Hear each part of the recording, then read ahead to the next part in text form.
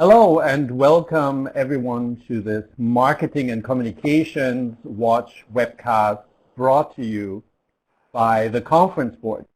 Today we will talk about fake news, the why, the how, importantly the impact it has on the economy, on businesses, on us as people. And importantly for you, we're going to address on how marketing and communications leaders can help minimize the negative effects of misinformation or even help prevent it from being created in the first place. My name is JP Kuhlwein. I'm principal at Überbrands Consulting, teach marketing at Columbia University, and most important for this purpose, here I am the leader of the Marketing Institute at the Conference Board. Importantly today, I'm joined by Sinan Aral, who has researched this subject in depth. He has written about it. He's teaching about it at MIT. In other words, he knows a thing or two about fake news. Sinan, thanks for joining us on the show today. My pleasure. Thanks for having me. Sinan is director. A little bit of a delay. This is live, just as the proof of it. Sinan is the director of the initiative on the digital economy. He's the head of the Social Analytics Lab at MIT, that is the Massachusetts Institute of Technology. He's also a professor there teaching marketing, management, IT, and data science. Besides research and teaching, Sinan is also an entrepreneur and a venture capitalist, so he knows both sides, the theory and the practice. He served as a co-founder, chief scientist at several startups, and is also on the board of companies that you will recognize. He's worked with Facebook, Twitter, LinkedIn, Snapchat, WeChat, the New York Times, and so on, you name it. Most relevant to our discussion today, Sinan and his team of academics and practitioners have undertaken quite in-depth and extensive research on how social media affects decision-making, shapes our world, our perceptions, our emotions that are so important for decision-making in ways that are both useful as well as dangerous. He's taken a deep look at the technology behind that, a technology that holds great promise, but also has, unfortunately, an outsized and important capacity to damage our democracy, economy, businesses, even our personal health, as I'm sure we'll talk about. His latest book that is yet to come out, Sinan, when is that coming out actually? Any time now, I think? September 15th is being released. It's available for pre-order now. There we go. A little bit of hype for a book entitled The Hype Machine, which is talking about exactly this subject. So you'll get a little bit of a preview today. And then last but not least, the lady here in our lineup is Chiki Cartagena. She is the CMO at the Conference Board. She's also the leader of the Marketing and Communications Center, so you might have heard from her through newsletters or on various shows, podcasts, and so on. She will also help me grill Sinan, which is a great role to have, and have some observations and perspectives from our own research, knowing that the Conference Board has been researching this subject and released even a research as early as 2018 in technology. 2 years, 3 years is a long, long time already. And last but not least, most importantly, we want you, all those listeners and participants, to ask your questions. We'll make sure we note them all down, and we'll try our very best to diligently go through all of them and ask Sinan for his perspective. So please use that chat function that you have and submit as many questions as you can. We'll even run over time if it has to be. I was not supposed to say that, but we'll do it. All right, and with that, no further ado, Sinan, help us understand. I mean, you're teaching this, you're researching this, fake news. You must like it. What is so fascinating or important about it that you dedicate so much time to the subject? Well, as I tell the story in my book, when I started my PhD at MIT, it was the year 2000, And at that time, I had to decide what to research as my PhD thesis. And I was reading about social networks in the sociology of strategy classes, and I was taking advanced statistical analysis. I'm a statistician and an economist by training, which was telling me that all of the observations in my data should be independent of one another. So I had on one hand this tremendous interdependence in the social network literature and this tremendous independence assumption in the statistics literature, and I said, you know, these communities that connect us online are going to be incredibly powerful. So I went to my thesis advisor, who is Eric Brynjolfsson, and I said, I want to study online social networks. And he said, Sinan, I really have no idea what online social networks or social media is all about. And I said, I really think this is going to be big. And for many years, it was essentially not that big. So I started researching this in the year 2000. Facebook was founded in 2004, Twitter in 2006, and so on and so forth. And now, come 2016, 2020, everybody understands the power of social media to disrupt our democracies, to disrupt our public health, and also what an important and essential tool it is for business. And so that's why I wrote the book. When it comes to fake news, my interest really began with the Boston Marathon bombing, because it happened on MIT's campus in part. Obviously, the marathon bombing happened in Boston, but the perpetrators of the bombing fled the scene, and they led the police through a chase on MIT's campus and then into the neighborhoods of Boston. And there was a tremendous amount of misinformation and fake information about where the bombers were and, you know, what was going to happen next and what the police were doing. And at that time, we were living it in real time. We were wondering, are they outdoors? Do I need to take my class in, you know, somewhere else? Should we be worried? And so that really gave me a sense for how important fake news or fake information online could be. And we essentially began a research program studying it back then, which culminated in this big paper that was published on the cover of Science in 2018, which was at the time the largest ever study of fake news online. No, I mean, if anything, the volume and the discussions around fake news have only increased since then. But it looks like you were there even before the wave. We talk a lot about fake news. It's amazing, actually, the discussions around what it really is. And people say, you know, somebody else's data or fact, you know, is your fake news and vice versa. Do you have, as a good academic for us, a definition of at least what you understand as fake news? Well, I mean, I think this is such a deep philosophical question. And, you know, for people who have seen my TED Talk, I essentially describe it as such. I say one of the fundamental problems in dealing with fake news is who gets to decide what's true and what's false. And technology is not a solution for that. Ethics and philosophy are a solution for that.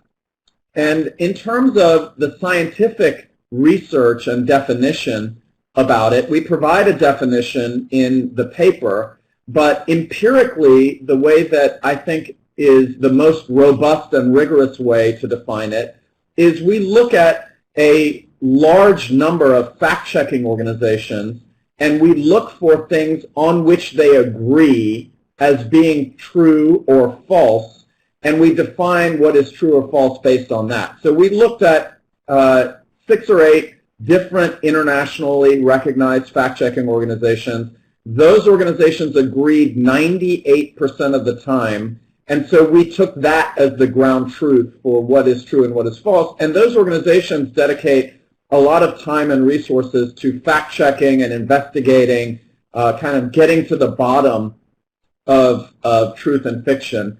And so that was our working empirical definition of what was true and what is false. Obviously, today we have a lot of opinion, and there's the famous quote that you're entitled to your own opinion, but you're not entitled to your own facts. And so we try to stay as much as possible nonpartisan and as well sort of in agreement with a large number of fact-checking organizations about truth and falsity. Right.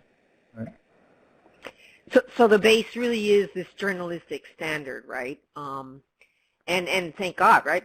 And we're going to talk a little bit about the role social media has in media.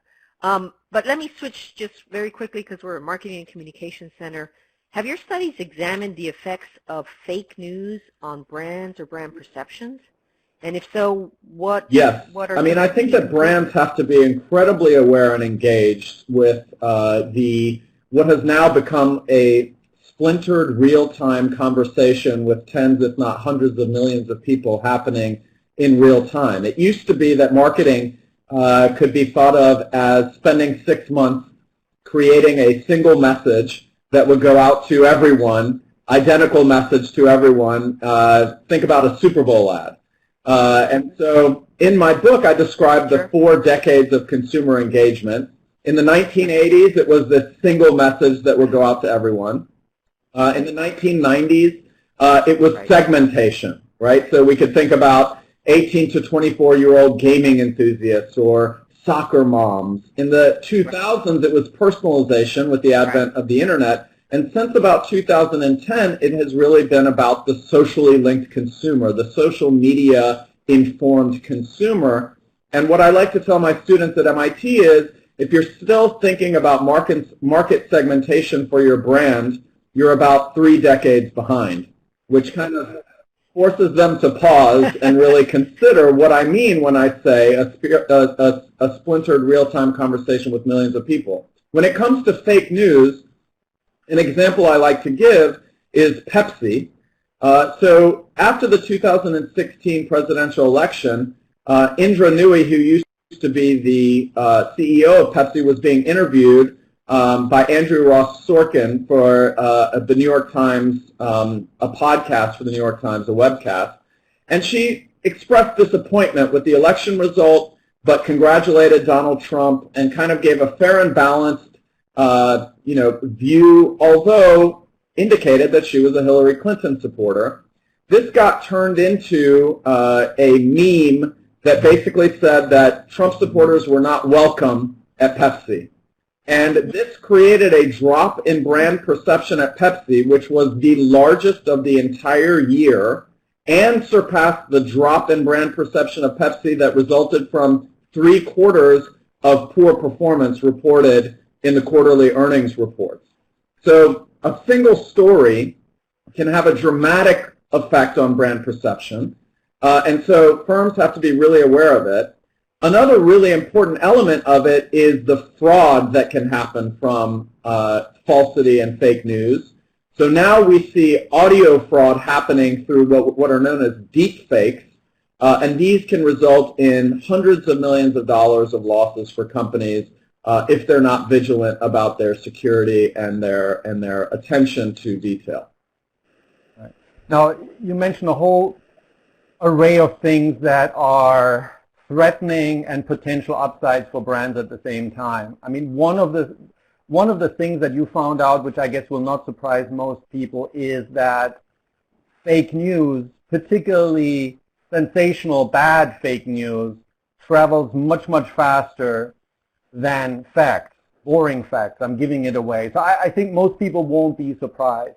But tell us a little bit about what you found in more detail. You also found who is spreading that fake news and why it is spreading so fast. Can you talk a little bit about that? Yeah, absolutely. So first of all, I should note that in my book, The Hype Machine, I talk about how brands can actually prepare for what I call the new social age, which is this age in which social media dominates our engagement in terms of brands with consumers. And part of that refers to fake news, but it's much broader than that, and so has a real impact on how brands can sort of engage with consumers, discuss and promote their brands, but also directly sell to consumers as well. In terms of fake news, we conducted this study with Twitter in direct collaboration with Twitter, where we studied all of the true and false verified news stories that ever spread on Twitter from its inception in 2006 to the end of 2016, 10 years of data. And what we found is exactly what you said. We found that of those stories that were verified to be true and false by 6 different independent fact-checking organizations that agreed 95 to 98% of the time on what was true and what was false, the false stories traveled statistically farther, faster, deeper, and more broadly than the truth in every category of information that we studied, sometimes by an order of magnitude. False political news traveled farther, faster, deeper, and more broadly than every other category of false news. And this, but why? So what we studied was, we first thought, well, maybe this has to do with the characteristics of who's spreading this information. So maybe false news spreaders just have more followers or follow more people, or maybe they have been on Twitter longer, or maybe they're more often verified accounts, or etc. And we checked each one of these in turn, and for every single one of those hypotheses, we found the opposite was true. So false news spreaders had fewer followers, followed fewer people, had been on Twitter for less time, were less often verified, and so on. So we had to come up with some alternative explanations. And we defined what we called the novelty hypothesis. So if you read the cognitive science literature, you know that human attention is drawn to novelty, that which is new in our environment. This is probably a product of being aware of what's lurking behind the bushes while we were in the Serengeti, hoping that it's not a tiger about to pounce on us. So our brains are trained to pick up on what's new. But also, if you read the sociology literature, you know that people that spread new information or novel information rise in status because they're seen as being in the know or having access to inside information. So we tend to be drawn to things that are novel and share things that are novel, and we tested this in our data, and we found that this was true, that people are tending to, false news is retweeted, 70% more likely to be retweeted than true news, and is significantly more novel. We also checked the replies to true and false news and found that the replies to false news statistically significantly more often would indicate surprise and would indicate fear and disgust and anger. So emotionally charged novel information is what human beings share most often, and this is an important factor in why fake news spreads so much farther, faster, deeper than the truth. And it's the humans spreading it, it's not the bots. Why? Right. That's what's shocking me, JP. It's the humans. That's right. So we also, at the time that we published this study, there was congressional testimony in front of the Senate Intelligence Committee that was claiming or describing the role of bots in spreading fake news. And yes, we looked into this in detail, and yes, we found that bots spread fake news and make it travel farther than the truth, but bots also spread true news at approximately the same rate. So bots cannot explain this massive difference in the spreading of true and false news. And what we found was that humans are responsible for this spreading. And in fact, what I describe in my book, the second chapter of the book, The Hype Machine, is called The End of Reality. And it's all about the rise of falsity in our society and what the consequences, but the origins and the explanations of it are. And in there, I describe this really intense symbiosis between bots and humans online that end up spreading falsity so much. And the way it works is that at the beginning, bots pounce on false information. They retweet it. They mention celebrities, politicians, trying to get them to validate and resend this information. And human beings, we're attracted to novelty. We are aroused by fear and anger and emotional arousal. And then we take the bait and we end up spreading it. And this symbiosis of bots pouncing and then humans following through is what creates the avalanche of falsity that we see online. I know Cheeky will. Let me interject a question from, yeah. Go ahead. Hold on, I have a question from Wendy. One of our audience members wants to ask Sinan, can you provide the names of reputable fact-checking organizations? And then I have a question. So the different organizations that we looked at are organizations like the Poynter Institute, which is a journalistic institute, factcheck.org, Snopes, and there are, in the paper, there are listed 6 or 8 different fact-checking organizations. And the thing about the organizations is we wanted a broad set of organizations, and we wanted to understand whether they agreed or not. Because if there was significant disagreement, then maybe there was a lot of partisanship in defining what was true and false. And what we found was that whether it was the Poynter Institute or Snopes or factcheck.org or urbanlegends.org, they agreed 95 to 98% of the time, which gave us more confidence. This was probably one of the most foundational aspects of the study because we agree with the first question, which is how can we ever get to a notion of what's true and what's false? And we wanted some common ground to begin with. Right, and I know Cheeky is burning to ask a question about regulation, but I just want to note something here as we talk as a marketer, because you point out that, you know, sensation, strong emotion, and humans are driving fake news.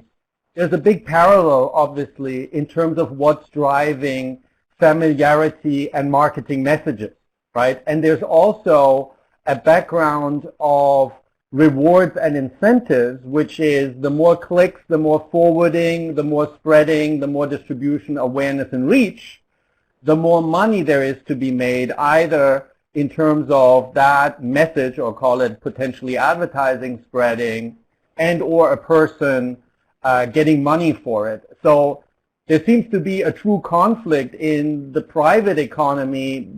You said earlier ethics and philosophy should solve it. Those are not famously part of the private economy. And with that, I want to hand over to Cheeky's question. Well, I don't know if you I would like to respond to that. So what I talked about ethics and philosophy is in figuring out how we can agree as a society what is true and what is false. It's not a solution to the spread of falsity online, which requires a notion of business incentives and so on. I'll tell you, the meat of the book, The Hype Machine, that comes out in September, is really about how the social media industrial complex works, how it works for Russian agents that want to interfere in elections, how it works for marketers that want to engage with consumers, how it works for politicians that want to run political campaigns. I've been doing research on this topic since the year 2000. I've built and sold 2 companies in the space, and I've invested in many other companies in this same space. I've worked with Facebook, WeChat, Twitter, as you said at the outset. And the middle of the book goes into the being under the hood of the social media industrial complex and explaining the inner workings of how it works in order to understand the attention economy, how that works, how incentives drive behavior online, how to measure return on investment of marketing and social media investment if you're a small and medium-sized enterprise or a brand. How do you actually do that? How do you create an integrated social media marketing program? All of that is described in detail in the book, and not from the perspective of just scientific research, which I've been doing for 20 years, but also as a practitioner who has been engaged in doing this, not just studying it, but doing it. So all of that is covered in the book. Right. And in fact, to foreshadow the question about regulation, you have to understand how this works under the hood if you are to have an opinion about what we can do about the current social media mess that we find ourselves in. That is the last chapter, which is what do we do? So with that, I'll let you take over for the question. I'm definitely buying your book. I'm going to ask you one quick question from our senior fellow, Tim Powell. Can you cite the paper? You mentioned a paper in 2018. Can you give us that citation? Yes. And then I'll ask you my question. What is the citation? And then I have my question. The paper is called The Spread of True and False News Online. It was published in Science, actually on the cover of Science, in 2018. Thank you. Mm-hmm. Okay, so media companies are regulated, right, by the government, but social media companies are vehemently opposed, even though they have the name media in their name, right? They want to avoid regulation. Do you think social media companies need to be regulated? And if so, by whom? And if not, can they do it on their own? So, absolutely fascinating question, and a Pandora's box of answers. We could do a 3-hour webinar on it. But let me give you my short answer, which is that there are so many different questions when you say regulation. So let me just list a few. Privacy regulation, antitrust regulation, drawing boundaries between free speech and hate speech, fake news, or misinformation. What about political messaging? Does that need to be verified? Each of these is its own regulatory question that every single one of which is discussed in the book in great detail. So I talk about, should we break up Facebook? What would happen if we did? Would it solve our problems? Should there be federal privacy legislation, given that we're seeing a patchwork of state-to-state privacy regulation in the United States? How do we draw the line between harmful speech and free speech? We obviously want free speech to reign on the internet, but we also know that there's genocidal propaganda. We know that mass murders have been live streamed on Facebook, like the Christchurch, New Zealand mass murder. What is harmful? How do we draw lines around that? And I think that when it comes to social media regulation, there's also a very big question about Section 230 of the Communications Decency Act, which is a shield from civil liability for organizations like social media, but not just social media. Section 230 of the Communications Decency Act also makes the commenting section of the New York Times possible. It makes Wikipedia possible. It makes YouTube comments possible. And in fact, it is a cornerstone of a free internet. And the reason why it's different than media is because media produces and airs what it claims as media. So like New York Times stories are produced and aired by the New York Times. They're fact-checked, they are edited, and then they are put out as New York Times content. Commenting on the New York Times website is user-generated content. And user-generated content on Facebook is 3 to 4 billion people talking to each other.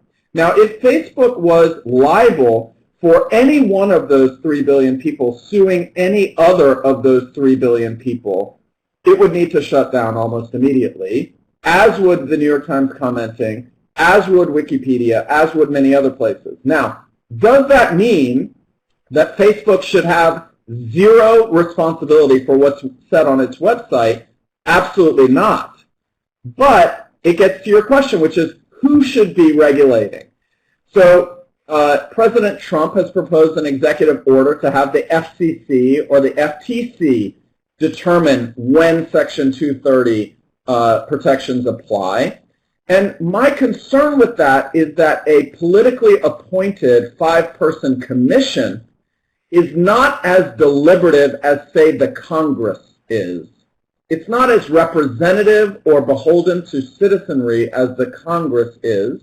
And so I think that legislation like the Stop Sex Trafficking Act, which is a congressional act to draw a line saying that promotion of sex trafficking is harmful enough that we want to make this something that social media companies are responsible for, is an example of legislative, deliberative regulation of speech online, and it draws a line between what's harmful and what's free speech in a forum that is representative.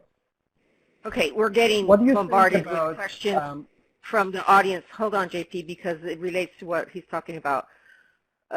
Two questions. So because media has also become more political, and I don't want to get too political, Barbara Greenberg asked, there's always been a difference between what actually happened and what was reported.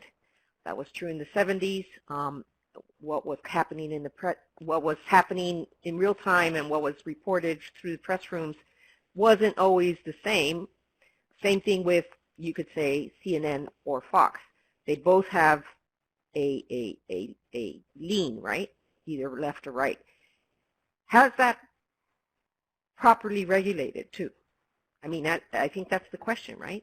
As you mentioned, media companies, when they are news organizations and they are creating and putting out their own curated information, are responsible for that content. They are regulated. There are, political advertising on TV is regulated. And I say in the book that political advertising on Facebook should also be regulated, just like it is on CNN and Fox News. When CNN and Fox News put out their own opinions or their own news stories, they are subject to civil liability because they curate, edit, and put out that information. The difference between that and Section 230 protection for social media companies is that the content that's in question there is user-generated. It's not created by Facebook. It's created by Sally and Jim in their living rooms and put out on Facebook without approval or disapproval by Facebook or Twitter or YouTube or the New York Times commenting section. And the problem with making those companies responsible for the 3 billion users, trillions of messages per day is that the scale is so large that it is impossible to support that service if they have they don't have protection for civil liability for what's said by users to other users or about other users. That doesn't mean that political speech should not be regulated, and that doesn't mean that Facebook curated content or CNN curated content or that Fox curated content shouldn't be regulated. And all of this is sort of delineated in the book. Right. But what about a business and economic incentive approach rather than only relying on the Pandora's box of having someone or an institution or several institutions trying to figure out what's fake news, good news, not good news, etc. We know how dicey that would be, and that's probably an understatement. There are many people who suggest that you could do away with a lot of the fake news, particularly the spreading of it, if you were just to turn the incentive for a Facebook, etc., from maximum clicks and ad dollars sold on those clicks to, for example, a subscription model. So more like what you mentioned earlier of the New York Times. There are subscribers to the New York Times. They do expect news, opinion, and letters. But within a subscription network where people subscribe to your media product, they would get really suspicious. In fact, we've seen this. If the conversation really gets out of hand and all of a sudden there's Al-Qaeda people advocating for blowing yourself up, etc., right? Couldn't there be also economic measures to at least reduce this rapid billion-click spread of fake news? 100%. So thank you very much for the question, because in the book, what I describe are the 4 levers we have for dealing with the social media mess that we find ourselves in. And those 4 levers are money, code, norms, and laws. What we were just discussing is just one of the 4 levers, the laws, the regulation. And I talk about privacy, fake news, antitrust, all in the book. But obviously money, norms, and code are the 3 other levers. And what you're talking about is the money, the incentives. I discussed the possibility of subscription models for social media in the book. I also discuss other ways of getting at the economic incentives. A great example is the Stop Hate for Profit movement, where companies are espousing their norms by boycotting advertising and hitting the pocketbooks of the social media companies. Now, it was for 1 month. It made a massive effect in terms of raw dollars. I think it was something like $7 billion effect on Facebook. But that's essentially a drop in the bucket for Facebook. And so the notion of what it's going to take to really put pressure economically on this business model is discussed in the book, as well as would a subscription model work. Now, a subscription model does seem on its face to have some logical, advantages. One of the disadvantages is that the current model gives equal opportunity to people of any type of means to have access to the social connection, sometimes life-saving medical information, and economic opportunities afforded by social media to run their businesses on social media and so on. For instance, in Africa, social media, Facebook, and other places are essential to small businesses. And a subscription model would necessarily exclude those of lower means that can't afford to have access to those services. And so there would be an inequality effect from a subscription model rather than an open access model to social media. Does that mean it should be rejected? Not necessarily, but we have to weigh the costs and benefits. But I think the larger point is that these other three levers, the money, the code, and the norms, in addition to the laws, all need to be considered when we think about what to do, both as brands, but as individuals. I'm a parent, so I have a 7-year-old son, and part of my impetus for writing the book is, what is the effect of social media on our kids? There's a whole chapter in the book called Your Brain on Social Media, which goes into the neuroscience of what happens to your brain and your kids' brains when they use social media. The dopamine reward system, the notion of connectedness, and how our brains have evolved to process social signals is all covered in the book. So I have another question for you. We just recently partnered with Nielsen to do a research on data privacy, and fake news was one of the things we asked about. The report will be published next month. But our research showed that people need and want help recognizing fake content. So do you think, in fact, I'll just quote, less than half of all consumers globally thought they could recognize fake news. What should social media platforms do to help people recognize this is suspicious?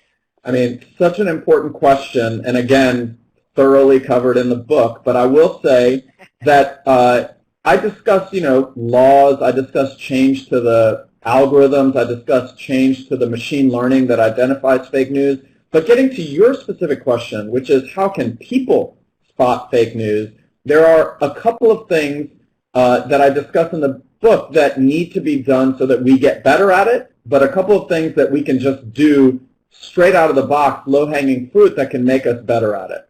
So in terms of the more long-term solutions, the platforms must provide more transparency. They need to label the provenance of information so that we know what we're consuming. When you go to the grocery store to buy food to consume, it's extensively labeled. You know how many calories it has, how many trans fats, how much sodium. We have none of those labels when it comes to the information that we consume. What's the provenance of this article? How many, how many different sources were asked in order to run with this? How was this fact-checked? How often does this source put out true verified or false verified content? None of that information is available to us.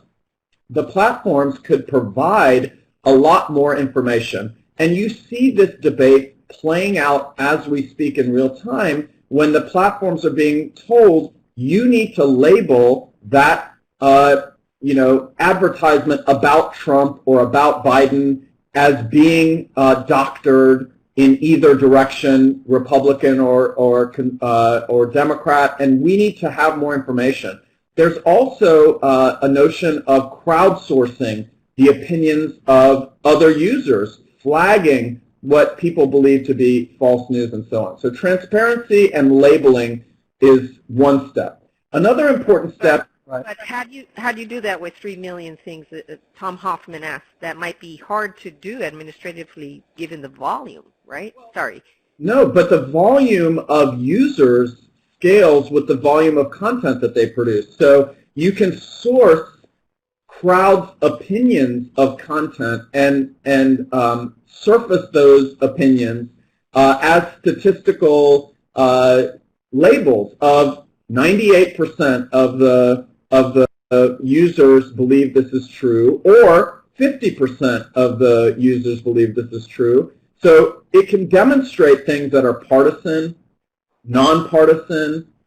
You can also put links to fact-checking of a particular article, multiple different fact-checking organizations. This can be done at scale because the crowd also scales with the content. In addition, you have machine learning that can be used to scale these solutions.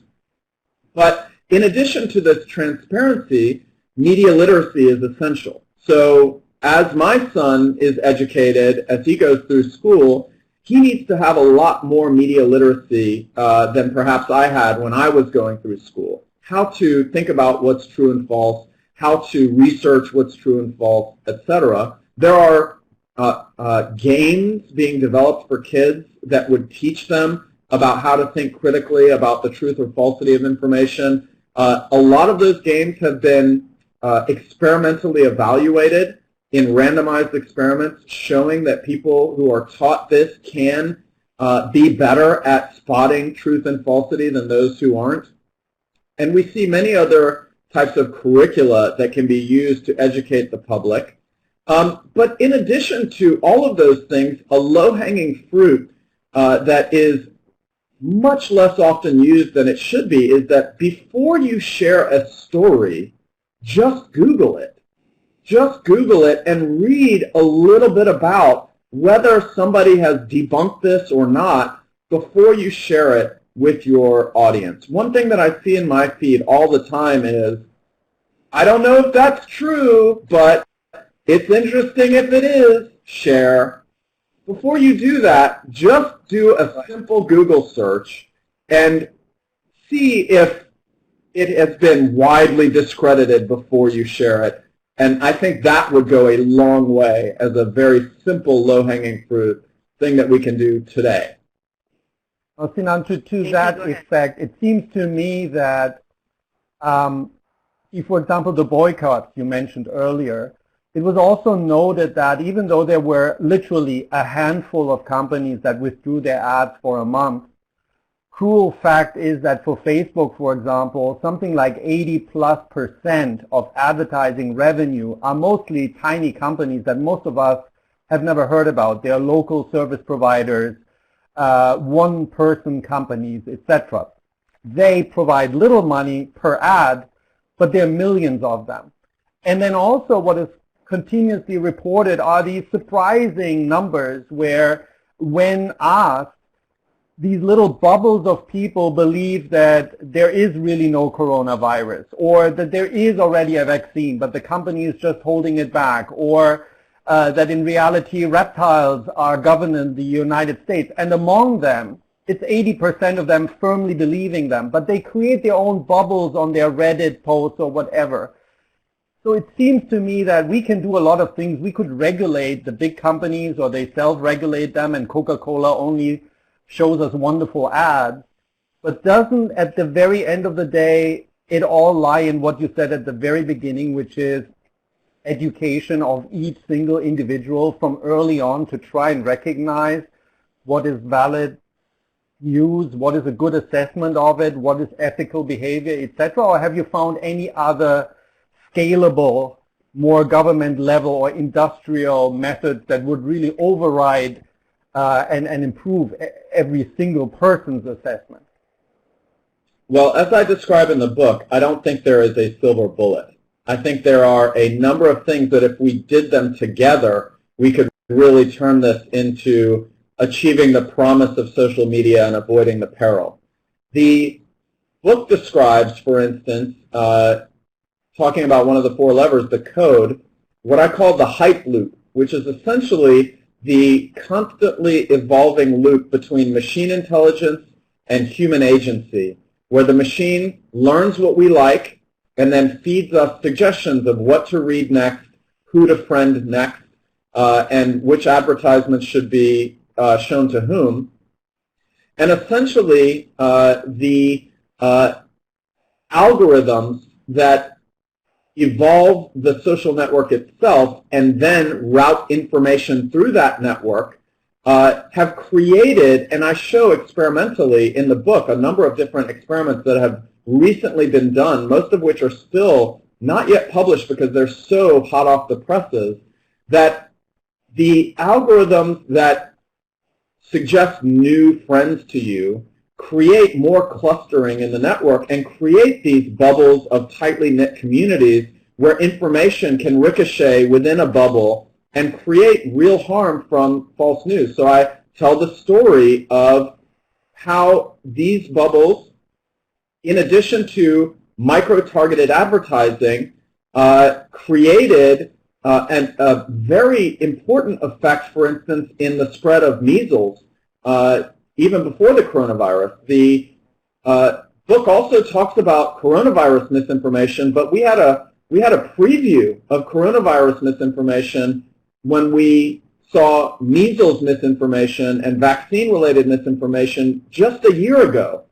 And we have these pockets of communities on Facebook that are not only discussing and sharing the misinformation with each other, but also that can be micro-targeted by people who want to advertise to those people specifically and sell their misinformation. And it's, in fact, these exact communities in which vaccine hesitancy rises, vaccine rates dip below what you need for herd immunity, and you see outbreaks of measles in Rockland County, New York, in Clark County, Washington State, where exactly those advertisements are being targeted, where exactly those clusters of people are sharing the misinformation. So our chat box is on fire, but I'm trying to capture all the comments that are coming in. People are saying, how do we get people to see the truth when they want to hold so tightly to whatever their opinions are, right? What they believe in, right? And, you know, how can you break through that pattern that you just described with the anti-vaxxers and the measles and what soon will come with coronavirus? Well, that's a great question. That's known as confirmation bias. It is also discussed in detail about the science of fake news in the book. There's a lot of different things that we have learned about the human psyche and how it relates to truth and falsity that can be helpful. So one thing that is helpful is tipping people to be cognitively reflective. So if you prime or prompt or nudge people to be cognitively reflective, they are statistically significantly more capable of discerning truth from falsity and of not sharing false news. And so just small prompts to get people to think critically go a long way. In addition, things like labeling work, but they have their costs as well. When you have a system that is known to label things as false, then when something isn't labeled, it is more likely to be believed to be true because the user expects, well, if this isn't labeled, it must be true. So this is what's known as the implied truth effect, which is unlabeled things, it's by implication, must be true. So when we look at all this psychological research, it leads us to very specific recommendations in the book for what we can do. And the confirmation bias is a real problem. It's been shown over and over again that repetition causes belief, that things that go along with what you believed already are more believable and more believed. And you have to take all of this research into account when you devise solutions. Very quickly, because I want to let JP ask some questions too. From the feed, you had mentioned some critical thinking games for kids. Can you mention a name, a product, or something? I don't remember off the top of my head, but it is listed in the book in chapter 2. I just can't remember the exact name. This is there is one by Google, and then there's a separate one I think that comes out of the Netherlands. And these two are both listed in the book in chapter 2, and also the studies that demonstrate their efficacy are also cited in the book. Okay. All right. The question I'm sure that's also popping up in the chat is, up until, call it February or March, we already said it's so bad because we all spend like 2, 3, some people spend 4 hours on social media a day. I guess with COVID, that has just exploded. Now that people might be spending literally most of their life, at least virtually, if not on social media, then on Zoom and other related platforms that, who knows, might have advertising popping up soon. Is it hopeless? Or it seems to me there are also elements of good news in that, with social media, for example, trying their best, or at least trying, let's say, to spread right information about COVID, etc. What's your perspective on this? Is this unstoppable, or do you think in 5 years from now we'll say, remember that was really tough, but we've overcome this challenge of misinformation seeming to be more prevalent and ever more believed than true facts? Yeah, I mean, I firmly believe that social media has a tremendous amount of positive potential. It is a revolutionary technology which connects us all, and if used properly can bring economic opportunity, can serve life-saving medical information, can bring human connection at a time when we're all craving it and lacking it. I discuss how COVID created record-breaking use of social media in the book. And also the penultimate chapter in the book reminds us of all of the tremendous positive potential that social media has for our lives if we can harness it and use it properly. So in the book, this is described as the promise and the peril. Obviously, there's been a tremendous amount of missteps and so many negative consequences of social media for our democracy, our economy, our public health, our misinformation, and so on. But I remind people in the book about all of the positive potential as well. And the message of the book, if there's one sort of message of the hype machine, it is that we can achieve the promise of social media and avoid the peril, and we are at a crossroads. What we do in the next 18 to 24 months in terms of regulation, in terms of the money, the code, the norms, and the laws, these 4 levers, is going to largely determine whether we, as the Titanic, hit the iceberg or whether we miss the iceberg and chart into calmer territory. I believe it's possible through a set of activities that address these 4 levers, and I'm hopeful that more people will pay attention as suddenly the house on fire forces us to really address these situations, both in terms of regulation, but also in terms of the business models, the norms with which we use the technology, and the designers, how they design the code and the algorithms. And among these levers, among that set, is there one most important fundamental thing that is most critical that you can identify for us, or is it really at least, I don't know, a dozen factors, and if neither of the dozen works, then we can just forget it? Is there one most fundamental thing, maybe something that everyone can do, that marketers can do on this call? So the answer is yes and no, and yes, no, yes, and no. So what do I mean by that? What do I mean by that? I mean that no, there is no silver bullet that if you did this one thing, it would solve our social media problems. However, there is one thing that I think underlies and is required for all of the other things to work well, and that is competition. There needs to be competition in the social media economy, and there currently isn't competition. Now, I'm sure the first thing that you're thinking is, he advocates breaking up Facebook, but you might be surprised by my answer to that question in the book. I actually think that breaking up Facebook is not the end-all solution. I actually think, and I describe breaking up Facebook as like putting a Band-Aid on a tumor, because it doesn't structurally reform the social media economy as it needs to be reformed. And so I describe in the book what the structural reforms of the social media economy that we need are that can restore competition.